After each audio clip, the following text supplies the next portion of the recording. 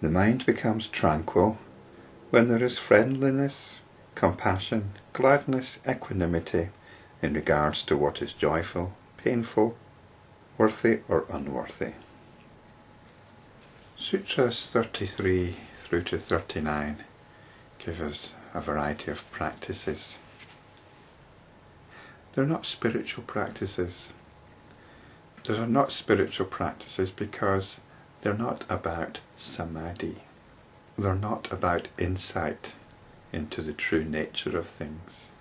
They're to do with focusing the mind and bringing us into a tranquil state.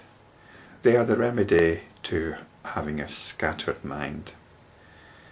So these are what we might consider mind-body practices. It's about helping our mind to relax. And we need to do this when we cannot bring ourselves back into samadhi. There will be times when we're just stuck, when we're in a condition of dis-ease, when our moods are in control, when we're being dragged along by our mood. So when this is the case, we can resort to some of the practices outlined here. And the first one is a well-known Buddhist practice for developing tranquility of the mind. I used to be a practicing Buddhist, and I spent many hours practicing this. It was something called the Metta-bhavana. Metta is what the Buddhists call Maitri, which is here translated as friendliness. And this practice involved sitting in your meditation posture and developing a sense of loving kindness, first of all towards yourself, then towards a friend, then towards a neutral person, somebody you didn't have any particular feelings for, and then towards an enemy, and then you'd spread this feeling of metta or maitri to the whole universe, to all beings in the universe. I think if you can sit in meditation and do this, then that's great. But I'm not sure developing loving kindness is something that's done by sitting cross-legged for 50 minutes at a time in meditation, trying to develop a feeling. In fact, I don't think this is of much use at all. Although if you find it useful, then by all means go for it. These practices, these tranquility practices, there's two key things, as I said already. It's about focusing the mind and looking beyond all negativity. It's about finding the positive slant on any situation. So I would suggest that this practice, which the Buddhists call the brahma-vihara practices, which means the abode of Brahma, the creator God. In other words, they're divine states. They're positive states, and I suggest they can be practiced in all situations.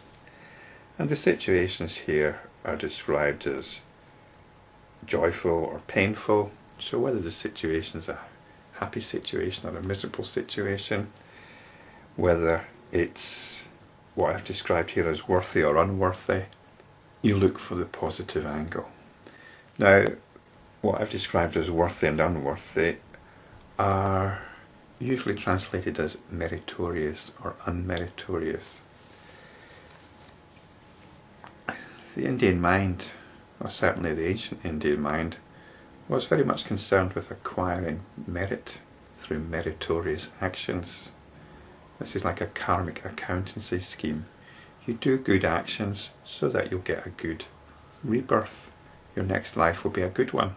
And if you perform bad actions, unskillful actions, then you're acquiring some black marks, and you might be reborn as something not particularly pleasant, or you might be reborn into unfavourable circumstances. I think we should just forget that way of thinking. I've used the terms worthy and unworthy Because sometimes we do things that we're not particularly proud of or pleased about. So the situation could be one which is conducive to joy or pain, but there's also a feeling of how our behaviour reflects on ourself. It might be even a good idea to translate these terms as guilty or otherwise.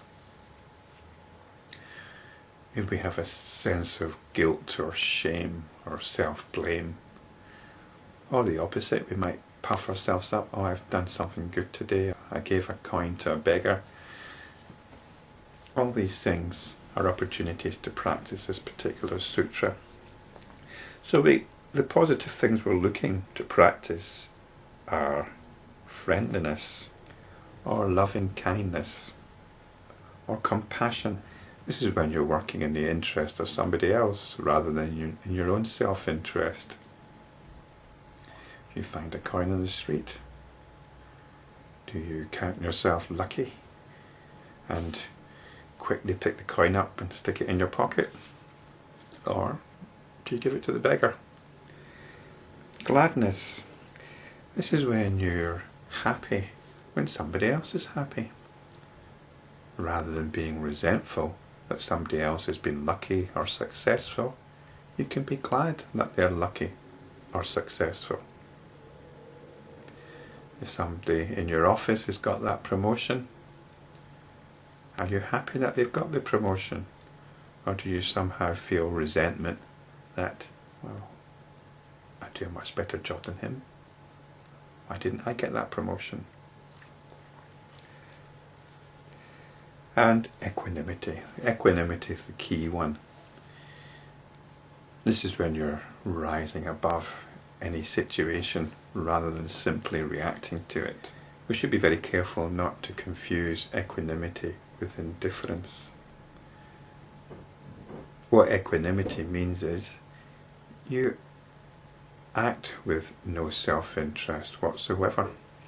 You do what needs to be done. So when you find that coin or a paper note, out of friendliness and compassion, give it to the beggar. You can enjoy the beggar's good feeling about that.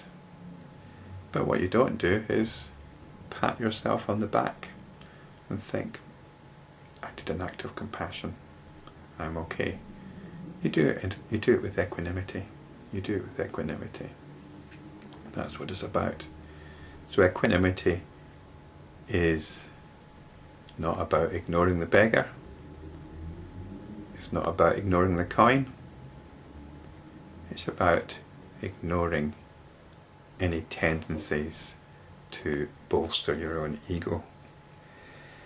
So rather than sit down for 50 minutes at a time and practice some formal meditation, this sutra is giving us a practice which can be practiced at any moment. It's about focusing on the positive and about not fueling what is tight, constrictive and negative.